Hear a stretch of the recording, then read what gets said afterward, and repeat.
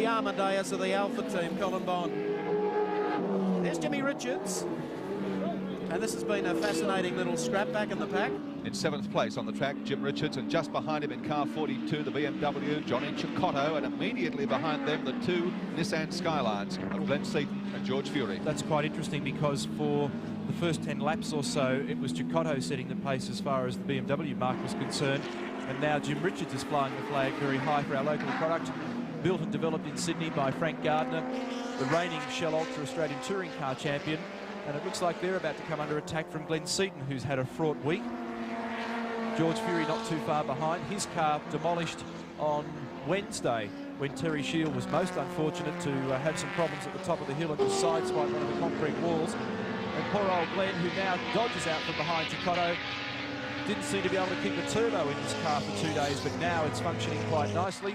And Fred said to me this morning, Fred Gibson, their team manager, that they were very confident that they could run a good, consistent race pace and be there at the end of the day. One of the works BMWs in the pit area. The Ostrike Ratzenberger car, Schnitzer BMW M3.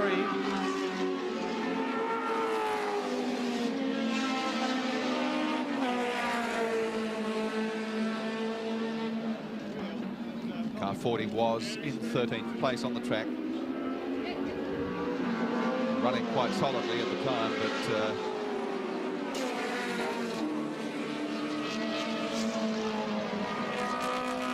Richard Hayes down there. What's happening, Rich?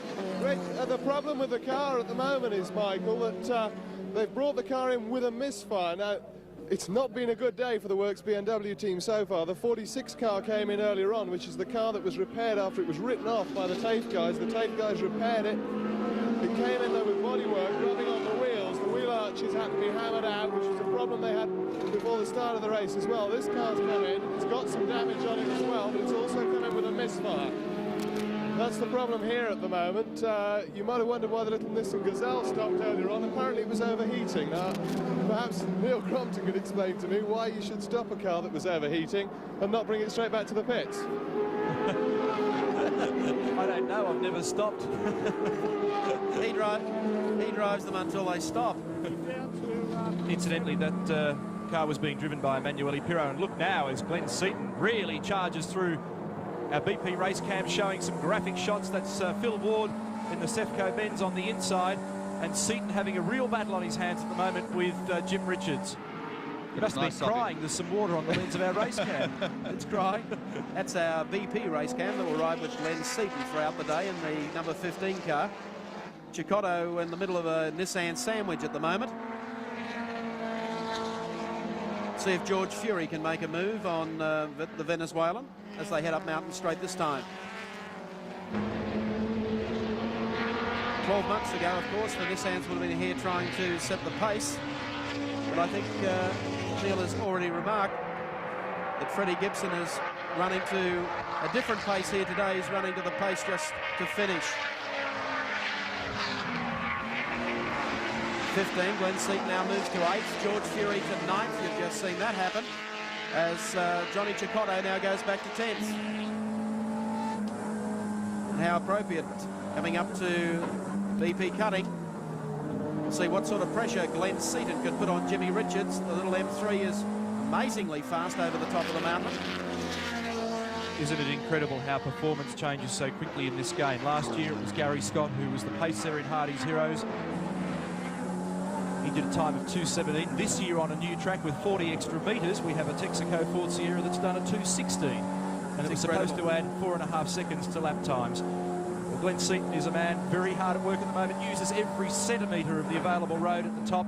This is Skyline. Driver has no idea of what's to come in the right-hander as he crests the brow.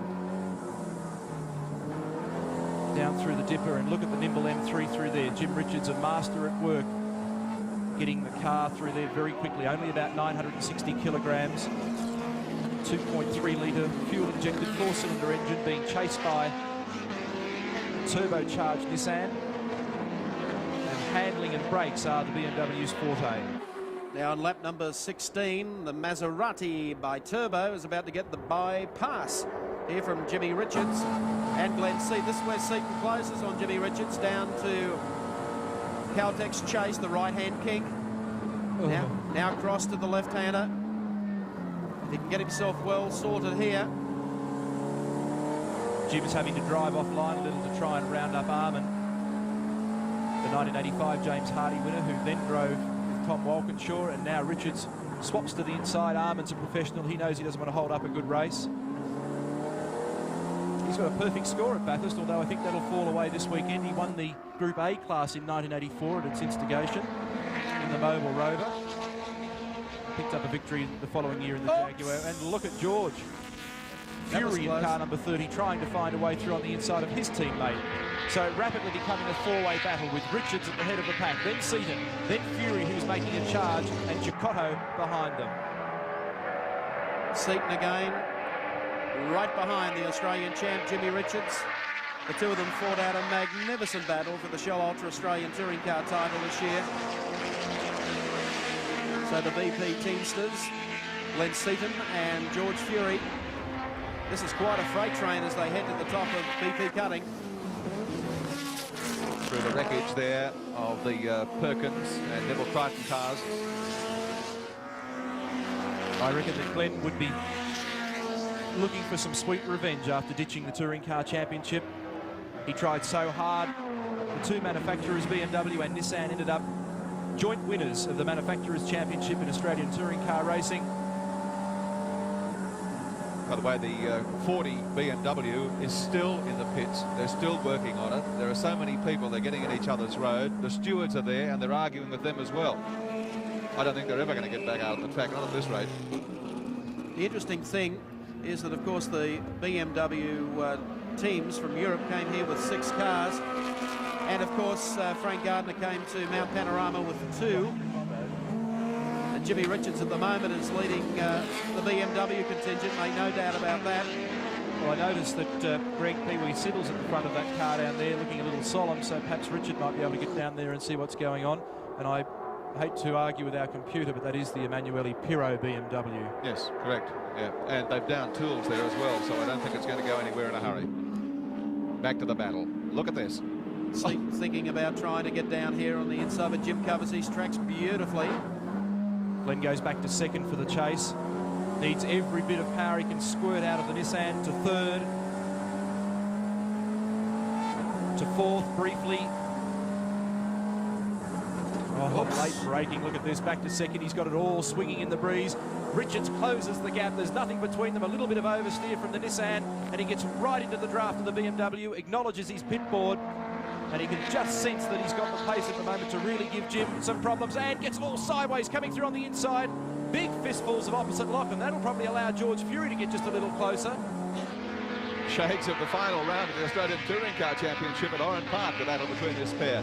That 40 BMW is up and running again, by the way. Well, poor old Jim is giving Glenn Seaton cardiac arrest. Georgie Fury chiming in. George also has to contend with Johnny Chicotto, who sits just back behind him. Jim is doing a giant killing job here in the M3. The 44 JPS car heading up to BP Cutting again.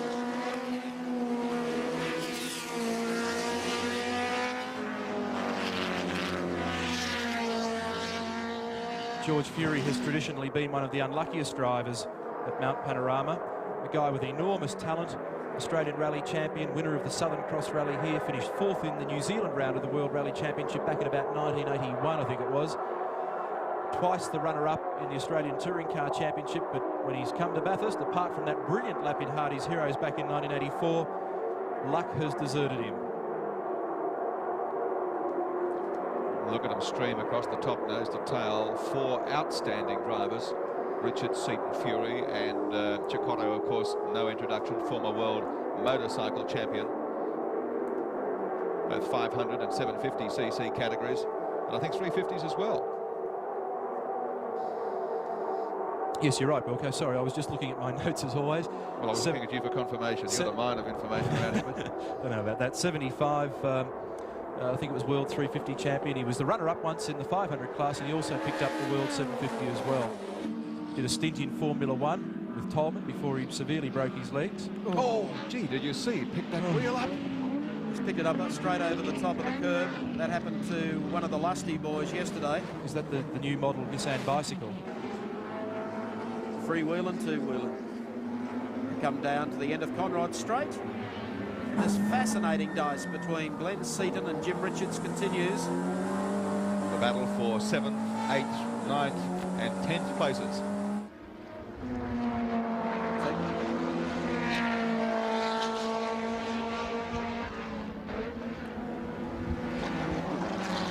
Sweep out on the approach to Mountain Straight again. We'll see whether or not Seaton, if he can make a run at Richards.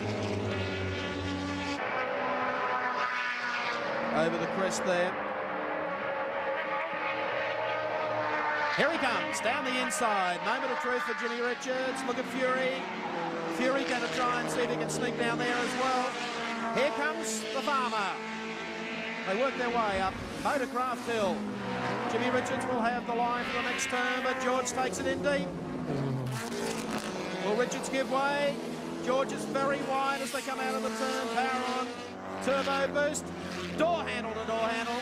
And the Nissans get through on the inside of the JPS BMW. Sensational stuff through West End Bend. Where are all those people who said the BMW had no torque? The thing was sensational coming up the mountain, right through to the cutting and even to the top. Gave away literally nothing to George, and it was only the better line that in the end got him through. Seaton goes through. Fury. But of course, Jimmy Richards will keep the pressure on them on the way to Forest Elbow. Well, you watch Jim give George plenty to think about by the time he gets down to the elbow, and the lusty Commodore has gone in the second time in 2 days, and they've written the front off the car at Forest Elbow. Well, they've parked it very neatly against the wall. At least it's out of harm's way. Right, gee, they've done some damage, and that, of course, is terminal. We won't be seeing them again today. And whilst we watch this battle, the other news is, of course, that positions unchanged up front. We're now on lap 20.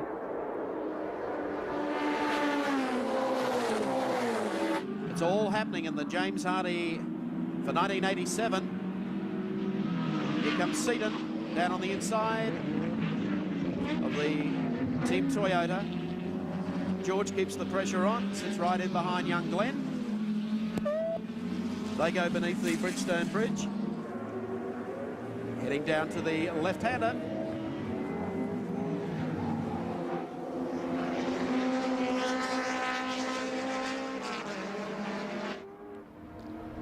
Up front, Soper continues to lead from Rouse, Madecki and Bryce, but I tell you what, Klaus Niedzwitz is the man who's now moving